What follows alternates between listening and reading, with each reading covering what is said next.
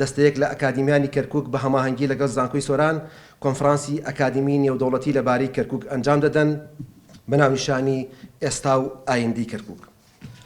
هۆکار و گرنگی ئەنجامدانی ئەم کۆنفرانسە لەم چەند خاڵەدا کۆ دەکەینەوە.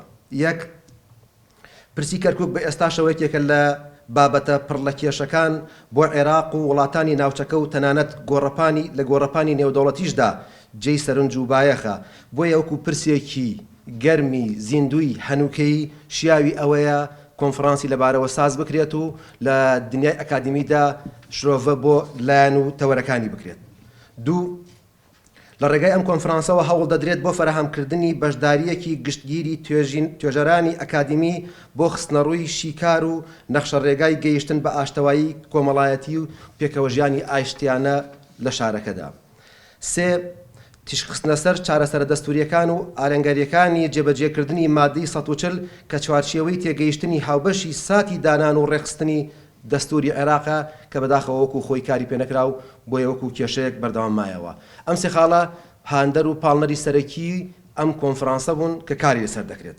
بۆیە تەوەرەکانی کۆنفرانسەکە لەم چەند خاڵەدا ڕێک کراوە بەو هیوایی بتوانین بۆ ئامانجیداری کراوە بە کۆنفرانسەکە بیپێکین. یەکەم تەوەر لە کۆنفرانسەکە کە کاری لەسەر دەکرێت ڕۆڵی پێکهاتەنەتەوەی و ئاینیەکانی کەرکووک لە ڕووبەڕووبوونەوەی ئالنگاریە ئەمنی و گۆڕانکاریە دیموگرافیەکانی دانیشتوانی پارێزگاکە بە شێوەی زۆرەملیە. دوو، باری یاسایی دۆزی کەرکووک و چارەسەریە دەستوریەکان لە چوارچێوەی مادەی ١٤٠دا.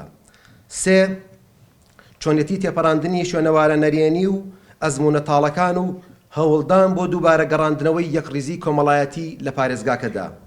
چوار، کارکردن لەسەر ڕێگاکانی بەدیهێنانی گەشەپێدانی ئابووری و پەرەپێدانی مرۆیی بەردەوام و زامنکردنی پاشەڕۆژی نەوەکانی داهاتوو لە ڕوانگەی ژیانێکی ئارام و ئاسایش و خۆشگوزەران.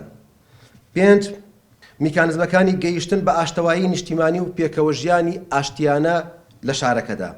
لەسەر بناغی ئەم تەوەرانە تۆژەران دەتوانن توێژینەوەکانی خۆیان ئامادە بکەن و بەو میکانزمانی کە بۆیان دیاری دەکرێت بەشداری لە کۆنفرانسەکەدا بکەن.